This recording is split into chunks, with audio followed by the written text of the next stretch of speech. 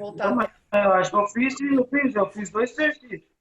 Você passou. Se você fez 2, eu acho que você fez esse também.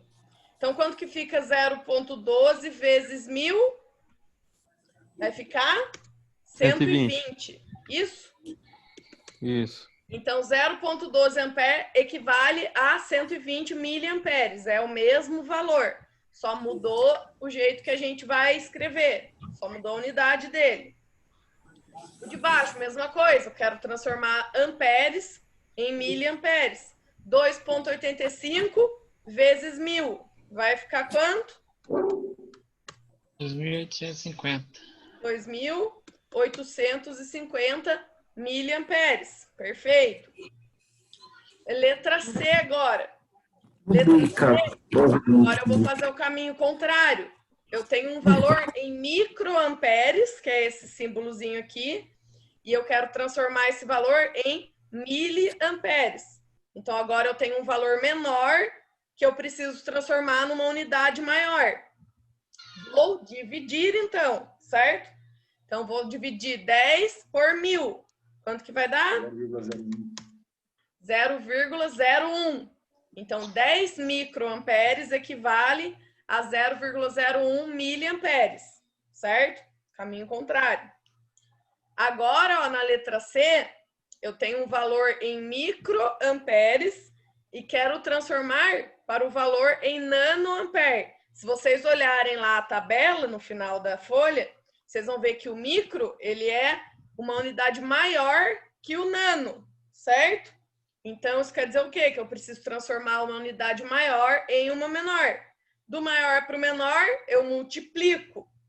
Por 1000. Então, eu vou pegar 2.500 e vou multiplicar por 1000. Quanto que vai dar? Vai dar um valor bem grande. Vai dar 2.500.000. Vou até deixar um espacinho aqui para ficar mais organizado. Então, 2.500 microamperes é a mesma coisa que 2.500.000 nanoamperes, certo? Eu só transformei a unidade. Agora, ó, mesma coisa. Só que agora o caminho contrário. Desculpa, não é a mesma coisa, não. Eu tenho um valor em microamperes aqui na letra E e quero transformar em um valor em miliamperes. Se vocês verem na tabela, para quem ainda não sabe, para quem ainda não lembra de reconhecer, o microampere, ele é menor, é uma unidade menor do que o miliampere. Então, do menor para o maior, eu divido por 1000. Então, se eu tenho 11.000 dividido por 1000, quanto é que vai sobrar? 11. Então, 11.000 microamperes equivalem à mesma coisa que 11 miliamperes. É o mesmo valor. Isso é legal das unidades. Mais um, letra F. Agora eu tenho um valor em miliamperes e quero transformar para microamperes. Agora é inverso. Oi? Oi? Pode falar, se alguém tiver alguma coisa para falar. Então, agora, ó, o miliampere é uma unidade maior do que o microampere. Então, do maior para o menor, eu multiplico por 1000. Então, vai ser 0,08 vezes 1000. Vai dar quanto? 80? 80, isso. 800? 80. Tô ruim de matemática. 80, né? Então, beleza. Então, 0,08 miliampere equivale à mesma... Opa. Tá certo. Confundi aqui. Vamos continuar, então. Agora, a letra G. Mesma coisa, tem um valor em miliamperes e quero transformar em microamperes. Vou multiplicar por 1000. Então, 356 vezes 1000 vai dar 356 mil. Então, 356 miliamperes equivalem à mesma coisa que 356 mil microamperes. Continuando. H. Agora eu tenho um valor em quiloampere e quero transformar em ampere. Se vocês veem na tabela lá, 1 quiloampere é uma unidade maior do que 1 ampere.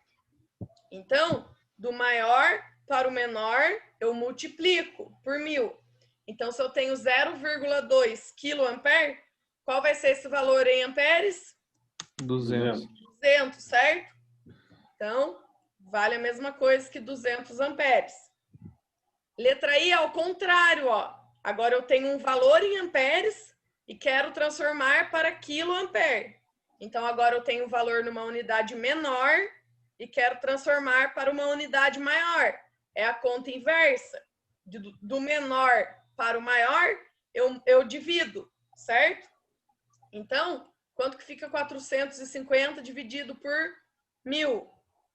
0,45. É isso mesmo.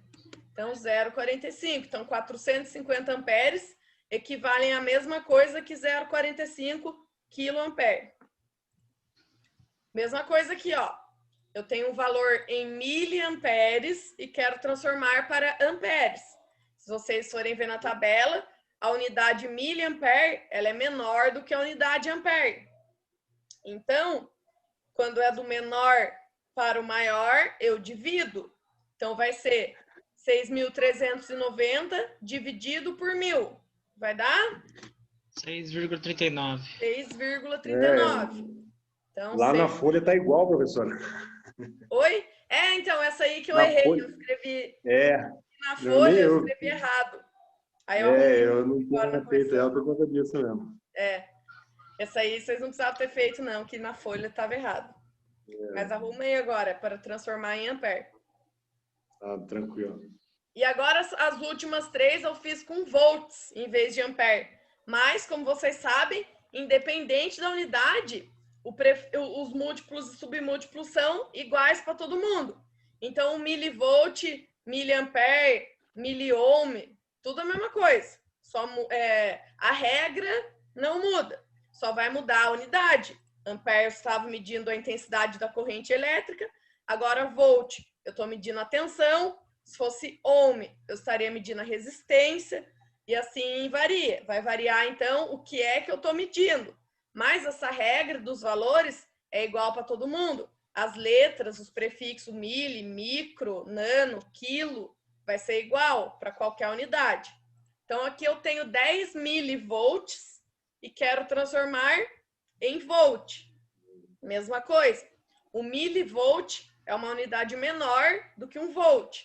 Então, estou transformando do menor para o maior. Do menor para o maior, eu divido por 1000.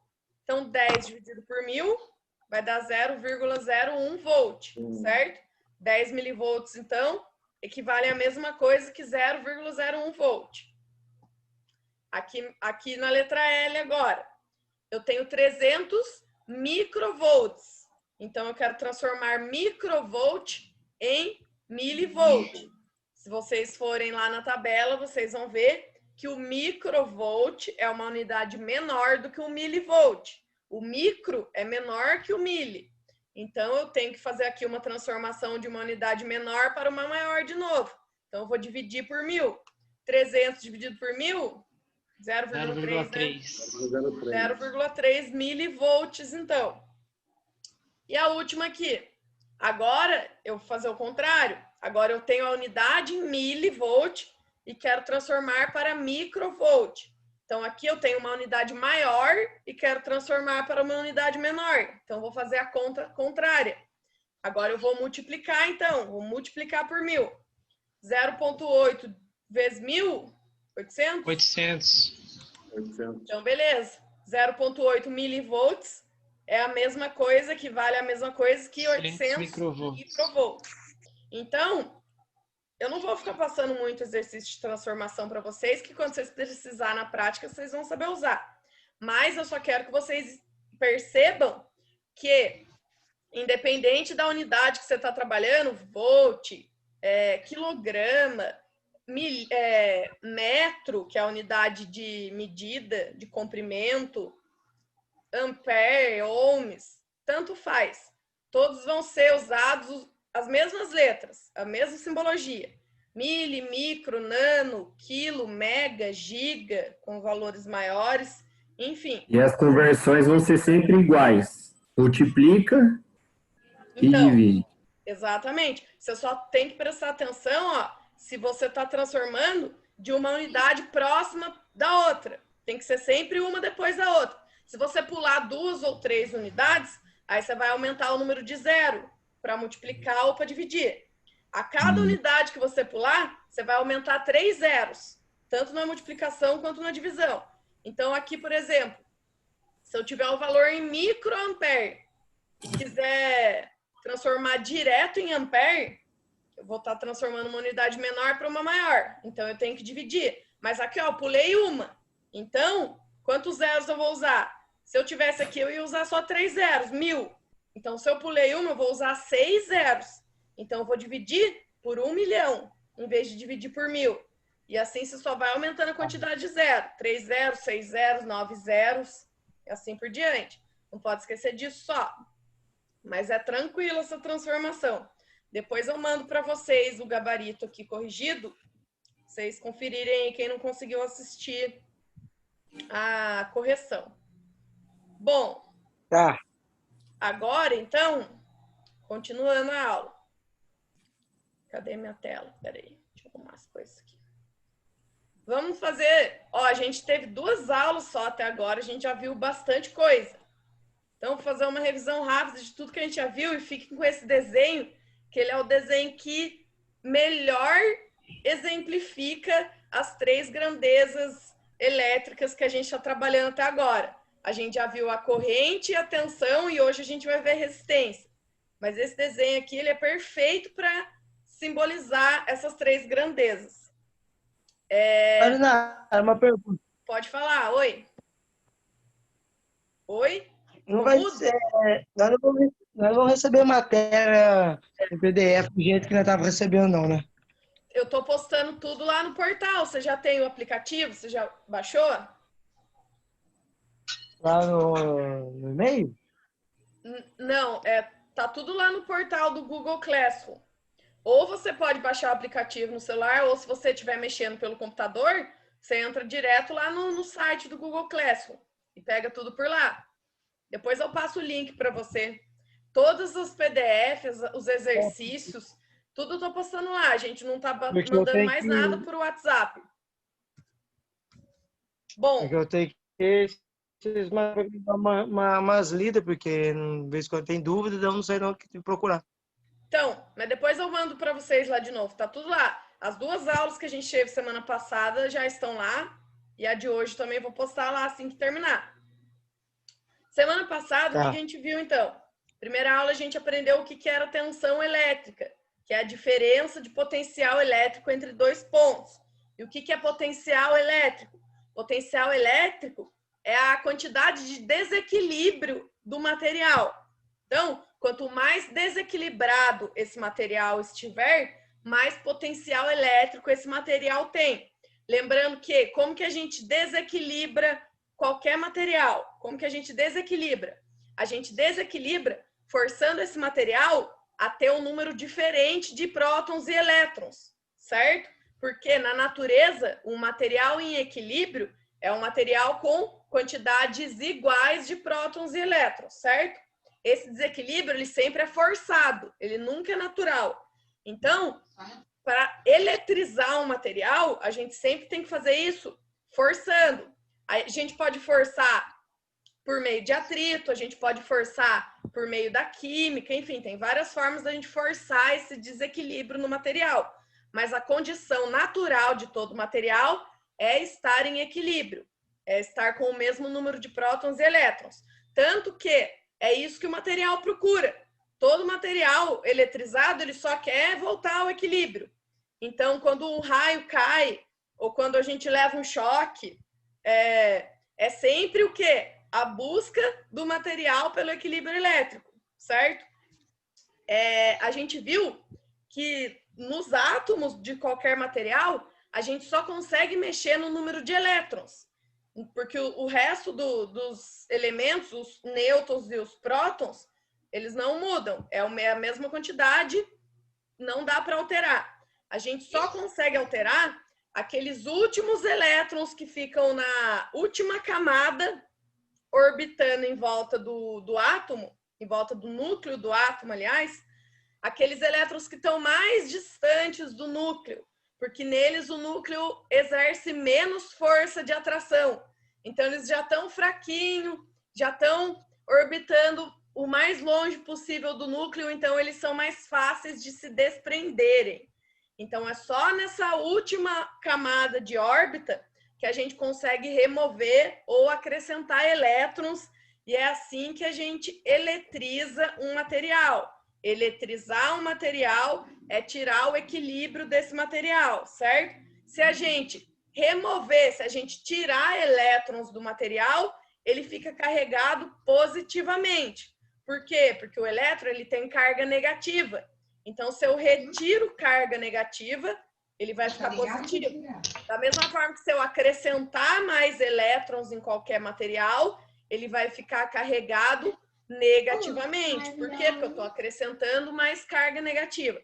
Lembra disso, que isso vai ser importante na aula de hoje. Essa questão desses últimos elétrons que ficam lá orbitando longe do núcleo. Eles ficam mais afastados do núcleo, então eles são os mais fraquinhos. Eles são os mais fáceis de se desprenderem. Ele se desprende e passa para outro átomo, se junta com outro elemento, se junta com outro material, enfim. Então, lembrar disso, dos elétrons da última camada, que são os mais fracos, mais fáceis de se desprender. Aí a gente viu, então, que potencial elétrico é quanto mais potencial elétrico o material tem, maior o equilíbrio dele. E potencial elétrico é a capacidade de atrair ou repelir elétrons, certo? E a gente viu que tensão elétrica é a diferença de potencial elétrico entre dois pontos. Então, toda vez que existir uma diferença de potencial elétrico entre os dois pontos, eu vou ter tensão elétrica. Depois a gente viu o que é corrente elétrica. Corrente elétrica nada mais é que é o movimento desses elétrons por meio de um condutor. Sempre tem que ter um meio condutor entre eles. Se eu tiver só dois pontos com diferença de potencial, eu não vou ter corrente elétrica. Eu vou ter só esses dois pontos com tensão. Como que eu faço para existir corrente elétrica? Eu preciso fechar esse circuito. Então, a corrente elétrica ela só existe se houver um circuito fechado. Como que eu fecho esse circuito? Eu tenho que ligar um ponto a outro. Eu tenho que colocar um fio ou um material metálico, algum material condutor que ligue um ponto a outro. Aí eu vou ter corrente elétrica. Corrente elétrica, então, nada mais é do que o movimento desses elétrons passando de um lado para o outro, tentando atingir o equilíbrio, certo? E a gente viu que existem dois tipos de corrente elétrica. Existe a corrente contínua e a corrente alternada.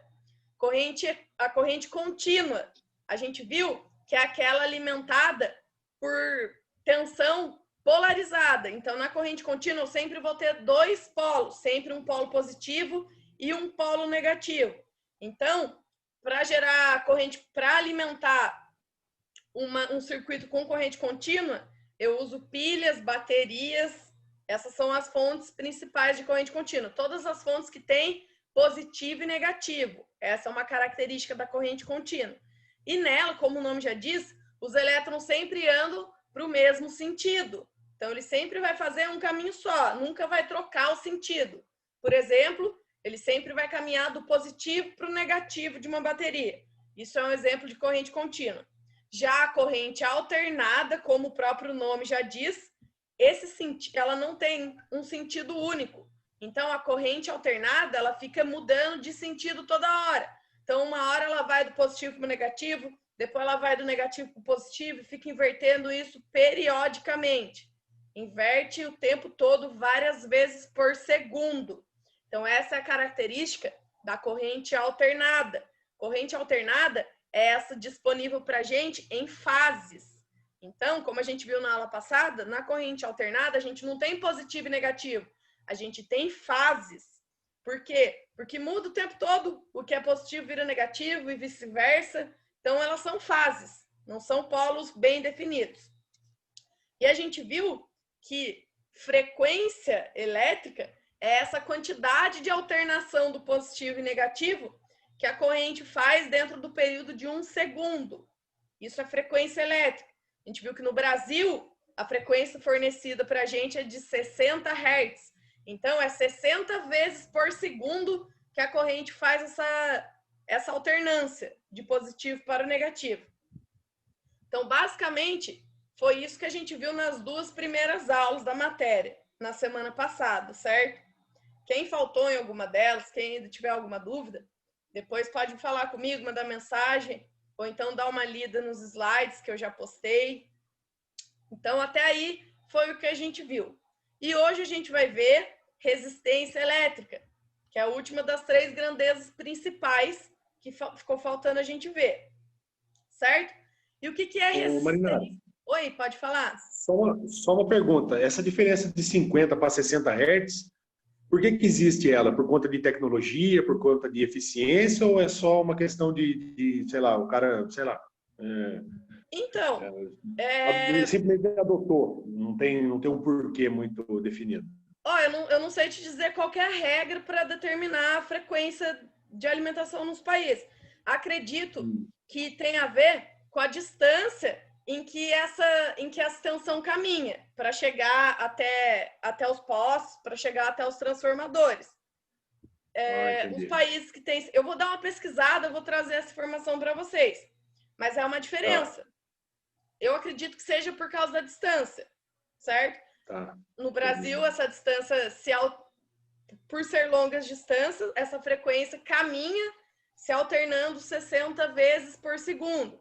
Em outros países, ela caminha se alternando 50 vezes por segundo. Tanto que daí as máquinas são todas adaptadas. As máquinas em outros países da América do Sul, elas são construídas para funcionar em 50 Hz. Tem que tomar cuidado com isso. Se eu usar um motor que foi construído para trabalhar em 50 Hz a longo prazo, esse motor pode apresentar problema, ele pode ter necessidade de manutenção mais rápido se você alimentar ele com 60 Hz. Mas eu vou dar uma pesquisada para ver se tem algum motivo específico de ter essa variação na frequência, dependendo da região. É uma boa pergunta. Mas então, vamos ver então o que é a resistência elétrica. É muito simples. Depois que a gente entende o que é corrente elétrica, que é a passagem de elétrons por meio de um condutor, por meio de um fio, por exemplo, tem um fio de cobre ligado lá numa diferença de potencial, ligado em 2 pontos onde existe tensão, está passando corrente nesse fio. O que é resistência elétrica? Resistência elétrica é a oposição à passagem de corrente elétrica.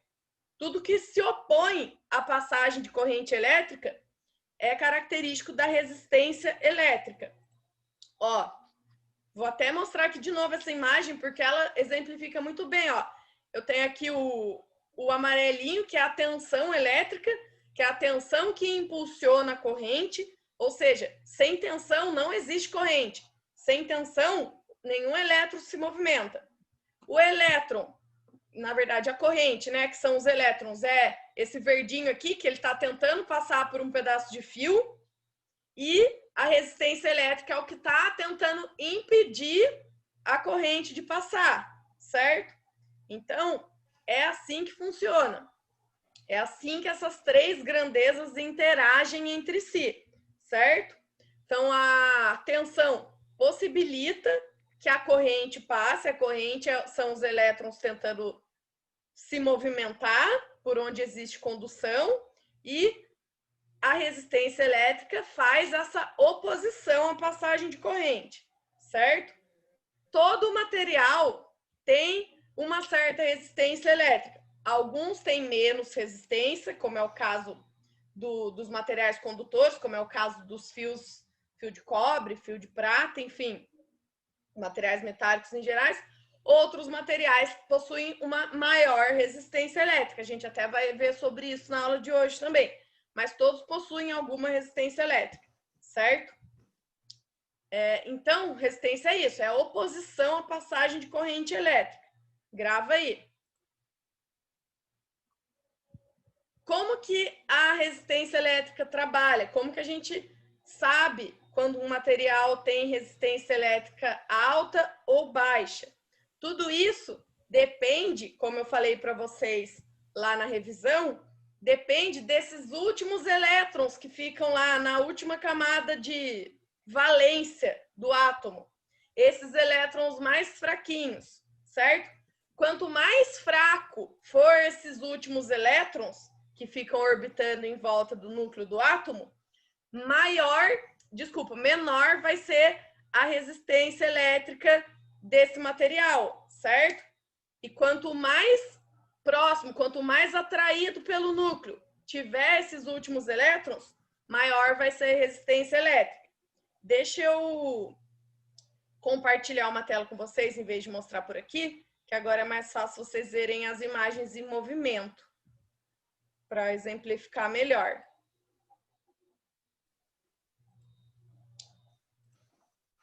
Então, ó, para quem não lembra ou para quem perdeu essa aula, aqui em cima eu tenho uma representação de um átomo, ó. Tem o núcleo do átomo, que é o que fica aqui no meio, e essas bolinhas menores são os elétrons, que ficam orbitando sem parar em volta do átomo.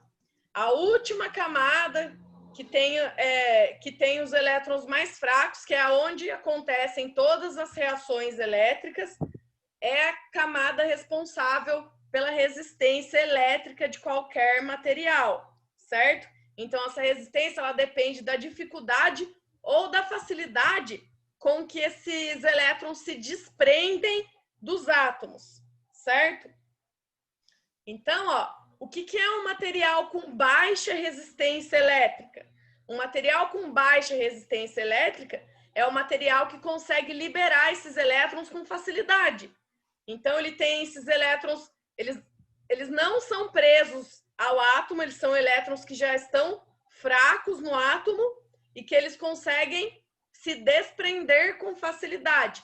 Aqui embaixo tem um exemplo de um material com baixa resistência elétrica e por dentro desse material, ó, tá caminhando vários elétrons. Por quê? Porque eles são fáceis de se desprenderem. Então, eles conseguem ser liberados com facilidade e conseguem se movimentar com facilidade dentro de um material. Isso aqui pode ser um exemplo de um fio condutor, certo? O fio condutor é um material de baixa resistência elétrica, por isso que ele consegue ter passagem de corrente, beleza? Então, quando os elétrons fluem com facilidade dentro do material, eu tenho um material de baixa resistência elétrica. O contrário agora, o que é um material com alta resistência elétrica? É um material que não libera esses elétrons com facilidade. Aí depois entra toda a parte da química, que eu não vou entrar em detalhes com vocês. Tem a ver com a quantidade de elétrons nessa última camada mais distante. Se eu não me engano, quando o material tem até 3 ou 4 elétrons na última camada, ele consegue se desprender com facilidade. Quando tem mais, quando tem de 5 para mais elétrons na última camada, aí ele já tem dificuldade de soltar esses elétrons. Quando ele tem dificuldade de soltar elétrons, ele é considerado um material de alta resistência elétrica. Por quê? Porque esse material, então, ele dificulta a passagem de corrente elétrica. Vocês podem ver aqui na animação aqui embaixo, ó, é o mesmo fio, só que agora é um fio com alta resistência elétrica. Até tá passando um elétron ou outro, mas muito menos do que no primeiro exemplo, onde vocês viram um material com baixa resistência elétrica.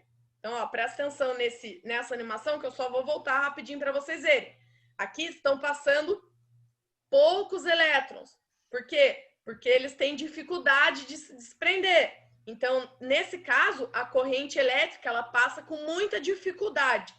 Já no caso anterior, ó, a corrente está passando com facilidade. Tem vários elétrons se desprendendo. Por quê? Porque eles estão fracos e se desprendem com facilidade. Então, essa é a diferença de um material com alta resistência elétrica e um material com baixa resistência elétrica. Certo? Ô, professor. Pode falar. Essa última explicação de alta resistência aí, pode ser que ela fica mais próximo de se estabilizar também ou não? Não chega numa condição estável. que o material ele não tem tensão. O material ele só pode ajudar a passagem de corrente elétrica ou dificultar. Mas o material, quando você pega um fio de cobre, quando ele está sem diferença de potencial, quando ele está solto, você pode pegar nele que ele está totalmente em equilíbrio, certo? Ele não é eletrizado. O que faz ele ficar eletrizado é quando você pega as duas pontas desse fio e liga numa fonte de tensão. A partir desse momento, para que esse fio de cobre serve? Ele serve como passagem para que essa diferença de potencial da tensão se estabilize, certo? Mas o condutor, o material, ele pode estar no seu estado neutro, certo? Ele só serve como passagem. Correto. Correto. Aí, dependendo do material, esse material ele pode naturalmente ter alta resistência elétrica, como é o caso de uma borracha, por exemplo. A borracha, você não concorda comigo, que é um material que tem alta resistência elétrica? A borracha, ela dificulta a passagem de corrente elétrica. Justamente por isso a gente usa borracha como isolante em muitos casos. Por quê? Porque a borracha dificulta a passagem de corrente elétrica pelo meio dela. Ao contrário do cobre. O cobre, ele tem uma resistência elétrica muito baixa. Então, o cobre, ele facilita a passagem de corrente elétrica. Se a gente aplicar tensão num pedaço de cobre, vai existir corrente. Se a gente aplicar tensão num pedaço de borracha, pode deixar a tensão lá que mesmo assim não vai adiantar. Não vai existir corrente. Por quê? Porque cada material, nas suas propriedades, isso é propriedade física, química, questão do átomo que forma o material, que eu não vou entrar em detalhe. Mas cada material ele vai facilitar ou dificultar o surgimento de corrente elétrica, certo? Valeu. Uma outra característica da resistência elétrica é que ela causa um efeito. Então, essa corrente elétrica que é dificultada pela resistência, ela se transforma geralmente em calor e em luz, que a gente chama de efeito Joule. Tem até alguns cálculos sobre isso, mas eu não vou entrar em detalhe. Então, vocês conhecem resistência de forno, resistência de chuveiro.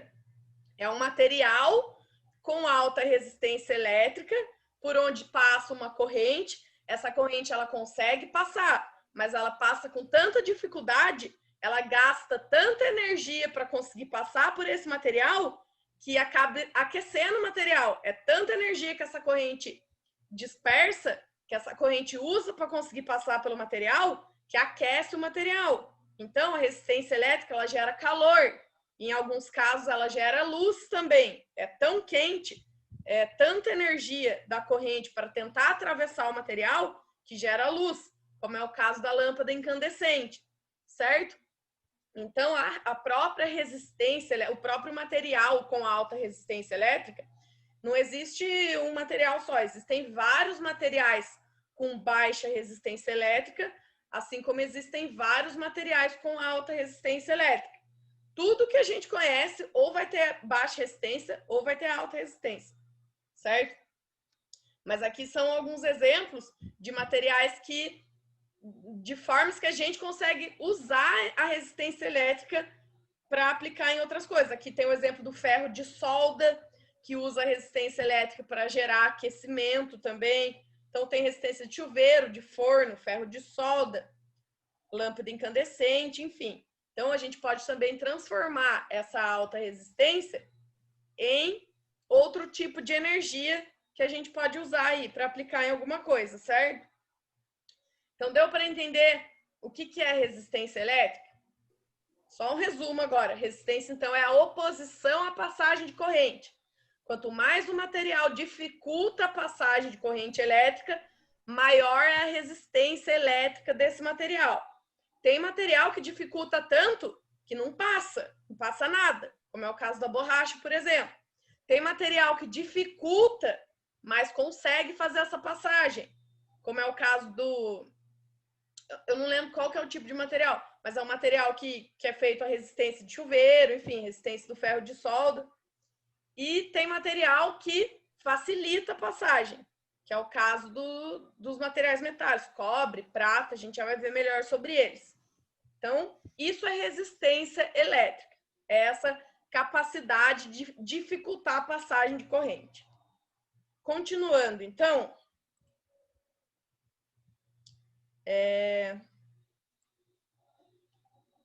cadê meus slides? Isso aqui a gente já viu tudo. Intervalo. Que intervalo, menino? 8 horas ainda.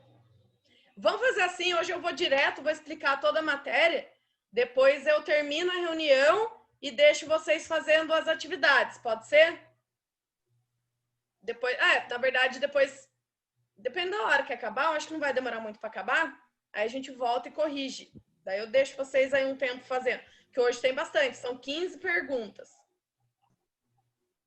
Continuando, então. A resistência elétrica, a unidade de medida de resistência elétrica é o ohm, que é OHM, ohm. E o símbolo dele é essa letra grega aqui, que parece uma ferradura, que é a letra ômega, certo?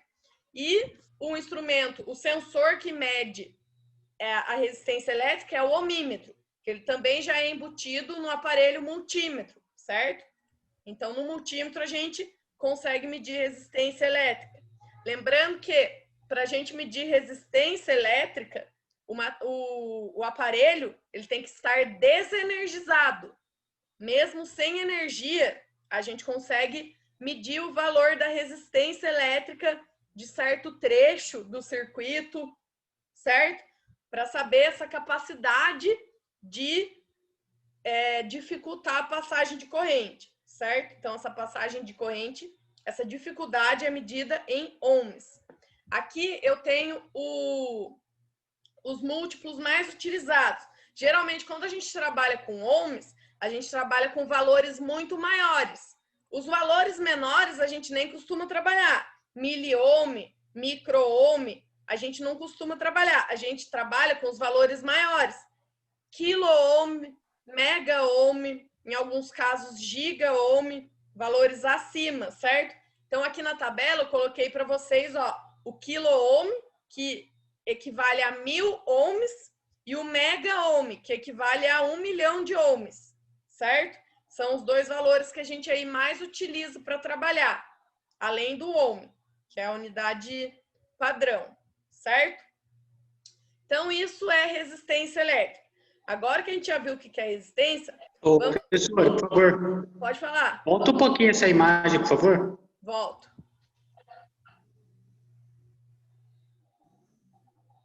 Lembrando que essa tabela, como eu já falei, vale para todas as unidades. É que aqui, para ficar menor, eu coloco em cada unidade, eu coloco só os valores que a gente mais utiliza.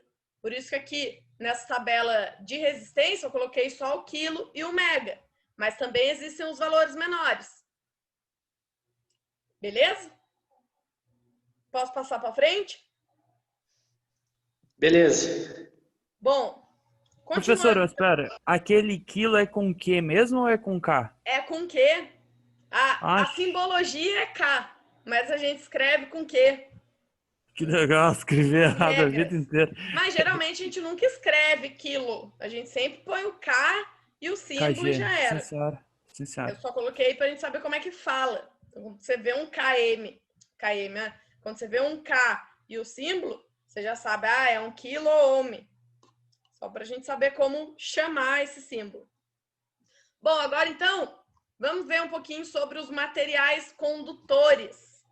Como a gente já viu, tudo isso depende da capacidade da resistência elétrica de cada material.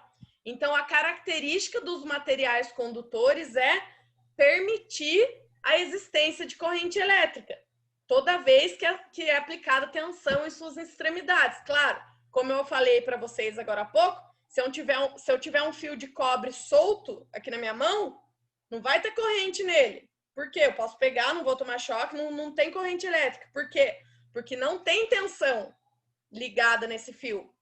A partir do momento que eu ligar a tensão elétrica em duas extremidades desse fio, aí vai haver passagem de corrente elétrica. Aí fica perigoso pôr a mão nesse fio, certo? Então, é só lembrar que corrente elétrica só existe se tiver tensão elétrica. Porém, como eu já falei, alguns materiais, eles permitem a existência de corrente. Essa é a característica dos materiais condutores. Então, e aqui, ó, eu já até falei, existem materiais sólidos, líquidos e gasosos que são condutores elétricos. Aqui eu coloquei alguns exemplos. Geralmente são os materiais metálicos, mas como eu falei, alguns materiais líquidos também são condutores de corrente elétrica.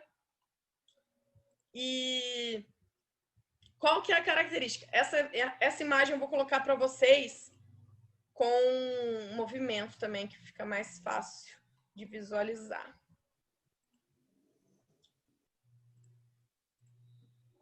Então, ó, aqui eu tenho um exemplo que vocês podem considerar que isso aqui é um pedaço de fio de cobre ligado em uma fonte de tensão.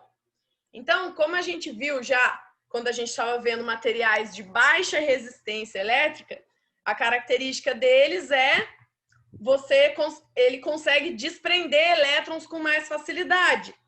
Ih, parou de mexer. Quando eles se desprendem, eu consigo fazer essa corrente fluir com facilidade, certo? Então, essa é a característica dos materiais condutores. Todo material condutor, ele tem baixa resistência elétrica, certo? Ele é condutor porque ele permite a passagem de corrente elétrica. E essa característica, então, faz com que os metais, em geral, sejam ótimos condutores de corrente elétrica, certo? Depois eu vou até mostrar para vocês uma tabela aí com os metais, com os materiais mais condutores. Aqui eu tenho um exemplo legal, que é um exemplo do cobre mesmo. Esse aqui é só por curiosidade, tá? Não precisa ficar preocupado que a gente não está aqui para aprender química. Mas aqui eu tenho o desenho de um átomo de cobre. Vocês podem ver, ó, que na última camada aqui de órbita, o cobre ele só tem uma bolinha, que está até marcado aqui com a seta vermelha. Esse aqui simboliza um elétron. Então, na última camada do cobre, ele tem um elétron sozinho, que fica orbitando. E esse elétron é o mais fraquinho de todos, ele é muito fraco, por ele estar sozinho na última camada. Por isso que o cobre, ele é um bom condutor de corrente elétrica, porque ele tem esse elétron solitário que é muito fácil de se desprender. Então, vai um átomo se desprendendo do outro e assim uma reação em cadeia acontece e essa reação em cadeia gera a corrente elétrica, gera a passagem de corrente elétrica, certo? Então, esse é um exemplo só para vocês verem como é que funciona a estrutura do material. Então, depende daquele último elétron lá, fácil de se desprender. Aqui eu tenho para vocês uma tabela do material mais condutor até aí vai para frente. Eu coloquei aqui alguns exemplos só. Então, o material de menor resistência elétrica é a prata. Então, a prata é o metal mais condutor. Depois vem o cobre, o ouro, o alumínio e assim por diante, certo? Por que a gente costuma usar mais o cobre, então, como condutor em vez de usar a prata? Por causa do preço? O cobre ele é mais barato do que se a gente fizesse fio condutor com prata, certo? Mas então, essa é a classificação de materiais mais condutores. O cobre é o segundo material mais condutor que existe, certo? E lembrando, então, não se esqueçam disso. Material condutor é material que tem baixa resistência elétrica. Então, é um material que não dificulta a passagem de corrente elétrica. Isso é importante da gente sempre lembrar. Que a gente já viu.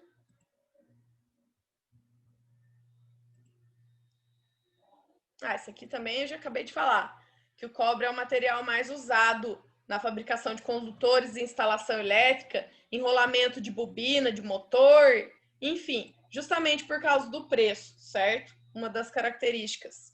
E também porque o cobre, ele consegue resistir a maiores temperaturas, diferente da prata e do ouro até, que ele ele não é tão resistente a altas temperaturas. Tudo isso faz o cobre ser mais aplicado, mesmo ele não sendo o primeiro material a ser melhor condutor de corrente elétrica. Bom, mas deu para entender o que é um material condutor, então, né? Basicamente, material condutor é um material com baixa resistência elétrica. É um material que não dificulta a passagem de corrente elétrica e o maior exemplo de materiais condutores são os materiais metálicos em geral. Agora vamos ver sobre os materiais isolantes, que, como vocês já devem prever, são materiais com alta resistência elétrica. Então, o material isolante ele é um material que apresenta forte oposição à passagem de corrente elétrica, certo? Aí aqui eu até anotei. Então, ele possui 5 ou mais elétrons lá na última camada. Por isso que os elétrons dele já são mais presos ao átomo, então eles são mais difíceis de se desprender. Aqui eu coloquei até o exemplo, ó, de um fio elétrico. Ele tem um material isolante por dentro, que é o cobre, e o material condutor por dentro, que é o cobre, e por fora tem o material isolante, certo? Que é para a gente poder manusear sem correr nenhum risco. Aqui tem alguns exemplos de materiais isolantes: vidro, materiais cerâmicos, tijolo, barro, borracha. São alguns exemplos, plásticos, são exemplos de materiais isolantes, certo? Então, todo material que apresentar oposição à passagem de corrente elétrica é considerado um material isolante. Material que tem alta resistência elétrica. Continuando. Vocês estão conseguindo ver os slides? Não. Não? Não. E agora? Não. Dá pra ver. Essa aqui vocês viram? Essa sim, parou nela. Parou aqui, Agora né? voltou. Beleza. Continuando, então. Aí, tem uma coisa chamada ruptura elétrica que pode acontecer, que é o caso do raio, que a gente até já falou sobre ele, quando cria esse arco elétrico. Pra quê? Oi? O que é o arco elétrico? O que vocês lembram? A gente já viu isso. O arco elétrico é quando essa diferença de potencial, essa tensão, ela é tão forte, ela é tão alta, que a corrente ela nem precisa de um material condutor para conseguir passar de um lado para o outro. Ela rompe as barreiras para conseguir passar de um lado para o outro. Como é o caso de um raio aqui, como é o caso do arco elétrico da solda. O ar, o oxigênio, ele não Manobra é de condutor subestação também. Oi? Manobra em subestação também. Abre arco elétrico. Sim, então, dependendo do ambiente, por exemplo, até embaixo d'água ou o próprio ar, o oxigênio, ele não é condutor de eletricidade. A eletricidade não passa pelo ar. Quando que abre o arco elétrico? Quando acontece essa ruptura de elétrica. Mesmo o material que não é bom condutor de eletricidade, ele é rompido pela força dessa tensão. Então, quando existe esse desequilíbrio muito grande, essa diferença de potencial muito grande, pode correr o risco de haver uma ruptura, certo? Mesmo sendo um material isolante, esse material, em algum momento, em condições específicas, ele também pode conduzir corrente elétrica. Quando a gente abre arco elétrico, isso é feito em condições controladas, lógico, ou como no caso de um raio, que é feito sem nenhuma previsão, mas isso é só uma curiosidade que eu trouxe para vocês também. Não é porque o material é isolante que tá 100% seguro. Em condições específicas, ele também pode vir a conduzir. Agora, por último, vamos ver um pouquinho sobre os materiais semicondutores. Eu não vou entrar em detalhes com vocês sobre o material semicondutor, quer dizer, não vou entrar muito em detalhes, porque o pessoal da mecatrônica vai ver isso melhor com a Ellie na matéria dela, e o pessoal da mecânica não é um assunto interessante que vocês vão aplicar no dia a dia. Então é legal a gente saber o que é, como é que funciona, mas o pessoal da mecatrônica vai estudar isso com mais profundidade, certo? O que é esse material semicondutor que é tão famoso ultimamente? é um material que tem uma propriedade específica, que ele consegue mudar a sua condição, dependendo da forma com que a gente usa ele. Então, ele é um material que ele consegue ser isolante, mas ele também consegue ser condutor. Por isso que ele é chamado de semicondutor. Ele tem a capacidade de ser as duas coisas, diferente do material que a gente já conhece. O material condutor, ele sempre vai ser condutor. E o material isolante sempre vai ser isolante. Certo? Isso acontece. Eu não vou entrar em detalhes sobre sobre essa banda proibida do material. Mas, basicamente, o que seria essa banda? Seria o espaço entre os elétrons de um átomo e outro. Vou fazer uma explicação aqui bem simplória. Tem lá um átomo do lado do outro, com os elétrons lá tentando pular de um para o outro. Quanto maior for a distância entre eles, mais isolante é o material, certo? Mais difícil vai ser esse elétron caminhar de um átomo para o outro. O material que é condutor, ele é colado, ele é tão próximo um do outro que esses elétrons eles não têm distância entre eles. Por isso que ele é um bom condutor. Esses elétrons se movimentam com facilidade. Já o material semicondutor, ele tem uma distância intermediária, não é nem tão longe quanto um material isolante, nem tão perto quanto um material condutor. Deixa eu aumentar esse desenho aqui, ó. Aqui tem até um gráficozinho representando isso. Ó, o material condutor, essas duas camadas, elas são praticamente juntas. O semicondutor, ó, tem uma distância intermediária e o isolante ele já é mais distante, uma camada da outra, certo? E como que a gente faz, então, para que ele mude a condição de isolante para condutor? A gente faz isso aplicando energia no material através da temperatura. Então, conforme a gente varia a temperatura do material, ele passa da condição de isolante para condutor. Então, eu tenho lá um silicone, um material de silício, que é um dos elementos semicondutores. Enquanto o material está frio, está em temperatura ambiente, ele é isolante. Eu posso aplicar tensão elétrica ali que não vai acontecer nada, não vai ter corrente elétrica. Quando eu aqueço esse material, quando eu coloco calor, quando eu aumento a temperatura, ele vira condutor. Então, é assim que se comporta um material semicondutor. Ele muda a condição de isolante para condutor conforme a gente varia a temperatura dele, certo? Uma explicação aqui bem básica, mas eu acho que dá para todo mundo conseguir visualizar o que é um material semicondutor. É muito utilizado na eletrônica, é muito utilizado em forma de transistores, mas isso vocês vão ver mais profundamente. Aqui eu trouxe os dois materiais semicondutores que são mais aplicados por aí, mais utilizados, que é o silício e o germânio. São dois materiais que existem na natureza, certo? Ele já tem uma condição natural dele de ser semicondutor. Ele não foi criado em laboratório, é um material natural, certo? Ele só foi descoberta essa propriedade nele. Então, a gente fala que esse material ele tem uma propriedade de condutividade intrínseca no material. Aqui tem um exemplo dos dois, são bem parecidos, certo? Bom,